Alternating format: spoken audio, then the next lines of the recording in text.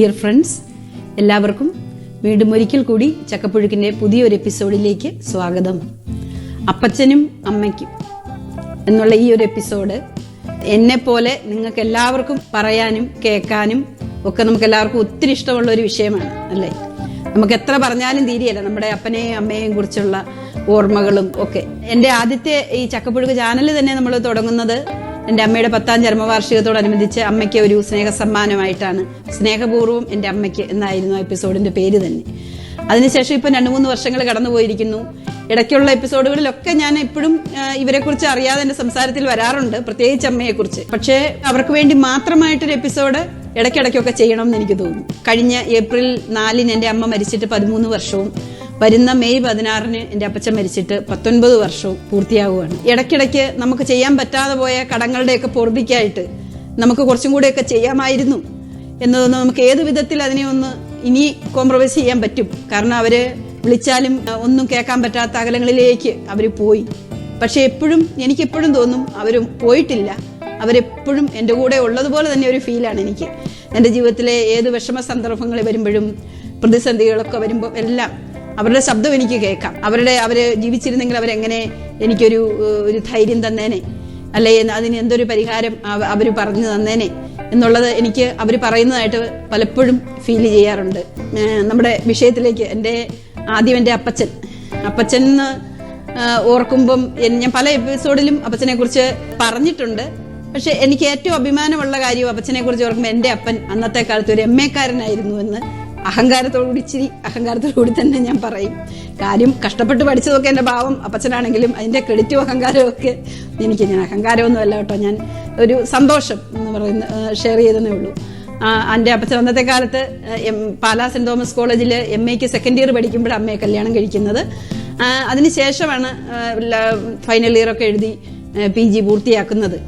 ഇന്ന് എൻ്റെ അമ്മയുടെ അനിയത്തി പറഞ്ഞപ്പോൾ എനിക്ക് സത്യം പറഞ്ഞാൽ എനിക്ക് പോലും ആ അറിവില്ലായിരുന്നു. അപ്പച്ചനൊരു റാങ്കിൽ 14ാമത്തെ റാങ്ക്, അതിൽ റാങ്ക് ഹോൾഡേഴ്സിൽ ഒരാളും കൂടെ ആയിരുന്നു. അന്നത്തെ കാലത്തൊന്നും ഒത്തിരി പേരൊന്നും ഇത്രയൊന്നും പഠിക്കാനില്ലല്ലോ. അപ്പച്ചൻ അങ്ങനെ ആ ഗ്രാജുവേഷൻ്റെ ഇതെല്ലാം വെച്ച് നിൽക്കുന്ന ഒരു ഫോട്ടോ ഞങ്ങളുടെ വീട്ടിലുണ്ടായിരുന്നു. പക്ഷേ ഇപ്പോഴതൊക്കെ നഷ്ടമായി. എനിക്ക് തോന്നുന്നു അപ്പച്ചൻ തന്നെ എന്തോ വിഷമം വന്നപ്പോൾ അതെടുത്ത് കളയോ എന്തോ ചെയ്തു, അതില്ല. അപ്പോൾ ഇന്നിപ്പം KG കഴിയുന്ന പിള്ളേർക്ക് വരെ ഗ്രാജുവേഷനാണ്. പക്ഷെ അന്നത്തെ ഗ്രാജുവേഷൻ എന്നൊക്കെ പറഞ്ഞാൽ അതിനൊക്കെ ഒരു വെയിറ്റ് ഉണ്ട്. അത് അത്രയും കാലത്തെ ഒരു പോസ്റ്റ് ഗ്രാജുവേഷനൊക്കെ എടുക്കുക എന്നൊക്കെ പറഞ്ഞാൽ അതിനൊക്കെ ഒരു വാല്യൂ ഉണ്ടായിരുന്നു. അർഹതപ്പെട്ട ഒരു സ്ഥലത്ത് എത്തിച്ചേരാൻ എൻ്റെ അപ്പച്ചന് സാധിച്ചോ എന്ന് ചോദിച്ചാൽ ഇല്ലെന്ന് തന്നെ പറയേണ്ടി വരും. കാരണം അപ്പച്ചൻ്റെ കൂടെ പഠിച്ചവരൊക്കെ MLA-മാരും മിനിസ്റ്റർമാരും പ്രൊഫസേഴ്സും ഒക്കെ ആയപ്പം എൻ്റെ അപ്പച്ചന് അങ്ങനെ ജീവിതത്തിൻ്റെ സാഹചര്യങ്ങളോ അല്ലെങ്കിൽ ആരോഗ്യ പ്രശ്നങ്ങളോ ഒക്കെ കൊണ്ട് ഒരിക്കലും അർഹിക്കുന്നിടത്ത് എത്താൻ പറ്റാതെ പോയ ഒരു ആളാണ്. എൻ്റെ അപ്പച്ചനെയും അമ്മയെയും കുറിച്ച് ഓർക്കുമ്പോൾ മനസ്സിലിങ്ങനെ ഒരു കുടന്ന ദുഃഖമാണ് നമുക്ക്. കാരണം എന്തോ അവര് ഭാഗ്യമില്ലാത്ത ജന്മങ്ങളായിരുന്നു എന്ന് എനിക്ക് പലപ്പോഴും തോന്നിപ്പോകാറുണ്ട്. കാരണം അർഹതപ്പെട്ടവരിടത്തും എല്ലാവർക്കും ഒരു ചൊല്ലുണ്ടല്ലോ, കുന്നിനൊരു കുഴിയുണ്ട് കുഴിക്കൊരു കുന്നുണ്ടെന്ന്. പക്ഷെ എന്നും കുഴിയിൽ കടന്നു പോകുന്നവരായിട്ടും ചില ആൾക്കാരൊക്കെ കാണും. അങ്ങനെപ്പെട്ടവരിലായിരുന്നോ എന്നാണ്. അപ്പച്ചനാണെങ്കിൽ രോഗ സംബന്ധമായിട്ട് ഹോസ്പിറ്റലിൽ തന്നെ, അങ്ങനെ അവസാനം ഹോസ്പിറ്റലിൽ തന്നെ വെച്ചാണ് നമ്മുടെ വീട്ടിൽ നമ്മുടെ കൂടെ നിൽക്കാനും ഒന്നും പറ്റാതെ വന്നു. അങ്ങനെ ഒരു സാഹചര്യത്തിൽ അപ്പച്ചൻ കടന്നുപോയത്. 60 വയസ്സാവുന്നതിന് മുമ്പേ മെയ് 31-നാണ് അപ്പച്ചൻ്റെ ബർത്ത്ഡേ. പക്ഷേ മെയ് 16-ന് 60ാമത്തെ വയസ്സിന് മുമ്പ് തന്നെ അപ്പച്ചൻ കടന്നുപോയി.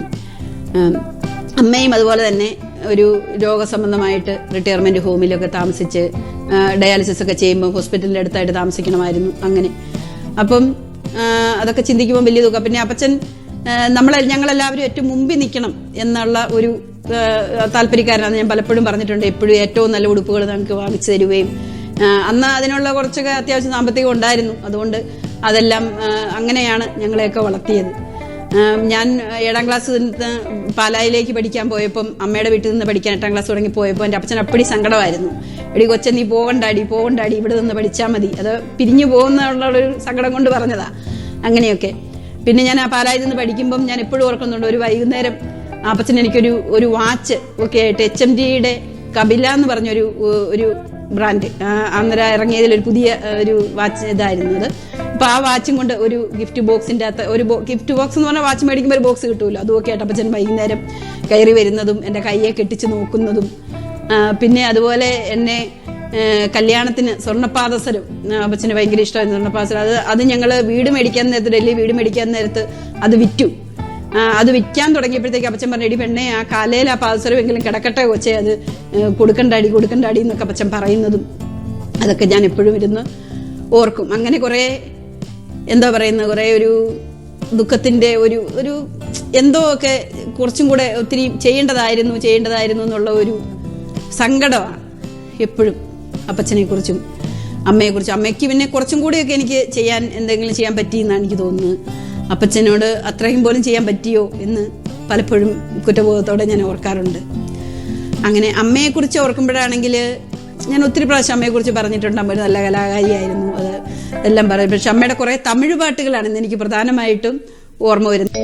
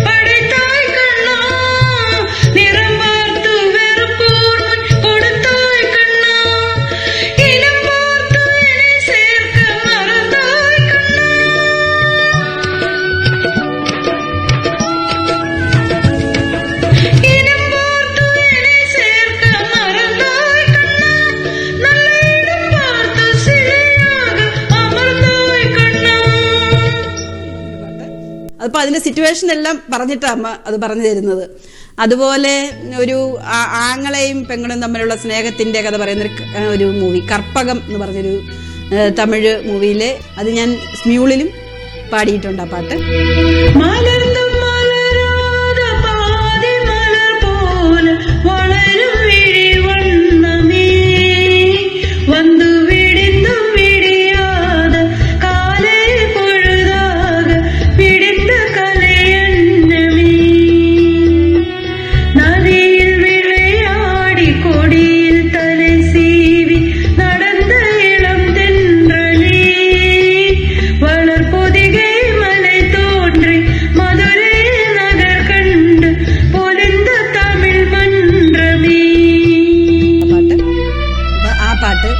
പിന്നെ ഞാൻ ആദ്യത്തെ എപ്പിസോഡിൽ പാടിയ മന്നവനീ അഴലാമ കണ്ണീരേ വിടലാമ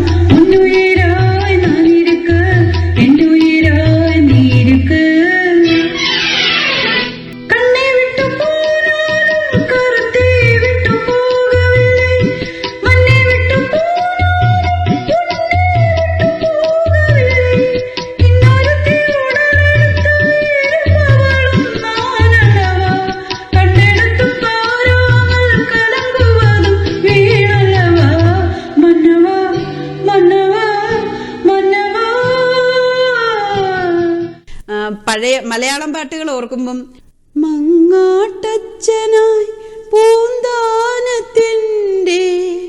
മോതിരം വാങ്ങിച്ച ഭഗവാനേ, ക്ലാവു പിടിച്ചോരി ജീവിതമോതിരം നീ വന്നു വാങ്ങുകയില്ലേ കൃഷ്ണ, നീ വന്നു വാങ്ങുകയില്ലേ ഒരു പാട്ട്. അതുപോലെ തന്നെ വേറൊരു പാട്ടുണ്ടായിരുന്നല്ലോ, നീലാംബരമേ താരാപഥമേ ഭൂമിയിൽ ഞങ്ങൾക്ക് ദുഃഖങ്ങൾ നൽകിയ ദൈവമിപ്പോഴും അവിടെയുണ്ടോ എന്നൊരു പാട്ട്.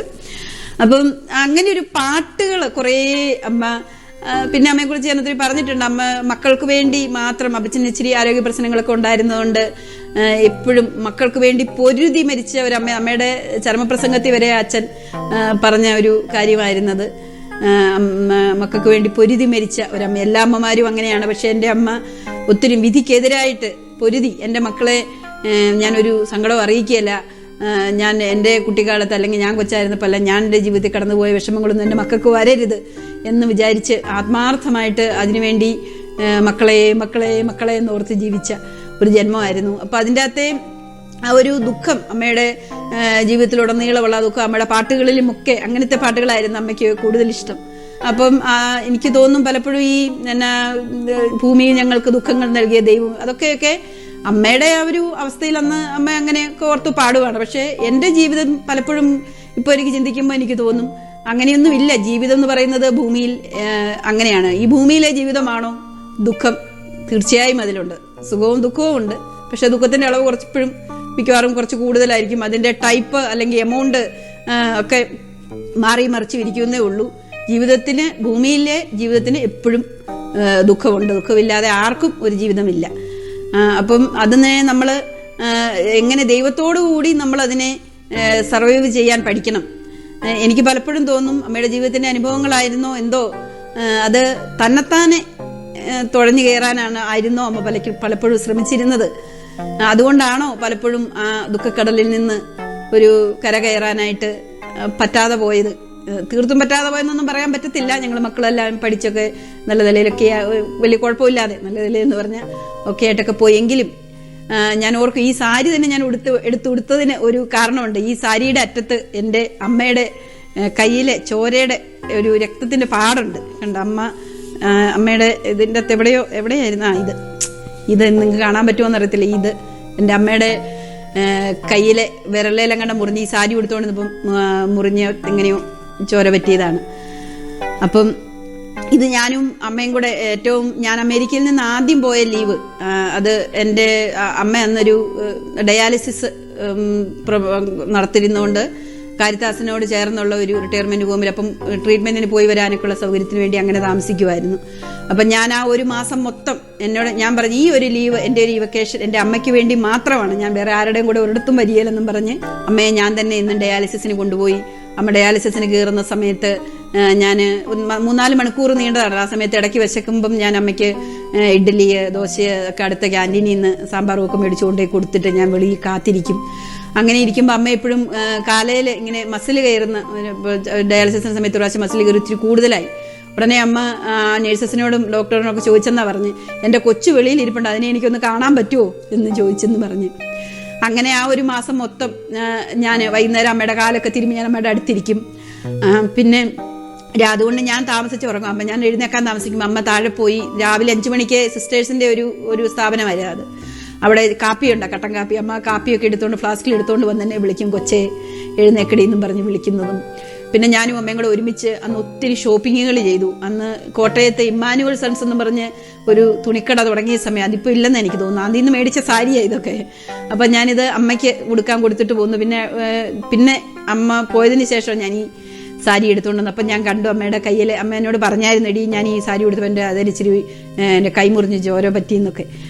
അപ്പം അന്ന് കുറേ ഷോപ്പിംഗ് ഒക്കെ നടത്തി എല്ലാം മേടിച്ച് അമ്മ എന്നെ സാരിയും സ്വർണ്ണമൊക്കെ ഇടിയിപ്പിച്ച് എല്ലാം ഒന്ന് ഇട്ടേടി കൊച്ച ഞാനൊന്ന് കാണട്ടെ എന്നും പറഞ്ഞ് എല്ലാം ഇടിയിപ്പിച്ച് കാണുമായിരുന്നു. ഇന്ന് അങ്ങനെ കാണാൻ നമുക്ക് ഇന്ന് അങ്ങനെ നോക്കുമ്പോൾ ലോകത്തിൽ ആരും ഇല്ലല്ലോ എന്ന് ഓർക്കുമ്പോൾ, ഇല്ലെന്നല്ല, എൻ്റെ അമ്മയുടെ അനിയത്തിയൊക്കെ ഇപ്പോഴും എന്നെ അമ്മയെപ്പോലെ തന്നെ എന്നെ എപ്പോഴും ഞാൻ വിളിക്കാനും ഒക്കെ എന്നെ ഒത്തിരിയും സപ്പോർട്ട് ചെയ്യുകയും ഏത് സമയവും ഞാൻ വിളിക്കുമ്പം കാതോർത്ത് എൻ്റെ വിളി കാതോർത്തിരിക്കാനും ഒക്കെ ഒരാൾ അമ്മയുടെ അനിയത്തി ഇപ്പോഴും ഉണ്ട്. അമ്മയുടെ ആങ്ങളെയും അമ്മയുടെ ഇളയ ആങ്ങളെ ഭവനങ്ങളിനെയൊക്കെ ഞാൻ ഇപ്പോഴും, അവരൊക്കെ ഉണ്ട് ഇപ്പോഴും, എൻ്റെ സ്വന്തം ആങ്ങളമാരാണെങ്കിലും എല്ലാവരും. പക്ഷേ എങ്കിലും ഉപ്പോളം വരുമോ ഉപ്പിലിട്ടതെന്ന് പറഞ്ഞ പോലെ ഞാൻ പലപ്പോഴും ഞാൻ അവസാനം പോരുമ്പം ജീപ്പിൽ ഞാനിങ്ങ് പോരുമ്പോൾ എൻ്റെ അമ്മ ഒരു കസേരയൊക്കെ ഇട്ട് ആ റിട്ടയർമെൻറ്റ് ഹോമിൻ്റെ മുറ്റത്ത് ഇങ്ങനെ ഞാൻ അകന്നകന്ന് പോകുന്നതെന്ന് നോക്കി ഇരിക്കുന്ന ആ സ്നേഹത്തോടെ ഞാൻ നോക്കുന്ന കണ്ണുകൾ, അത് ഞാൻ അവസാനമായിട്ട് എൻ്റെ അമ്മയെ ജീവനോടെ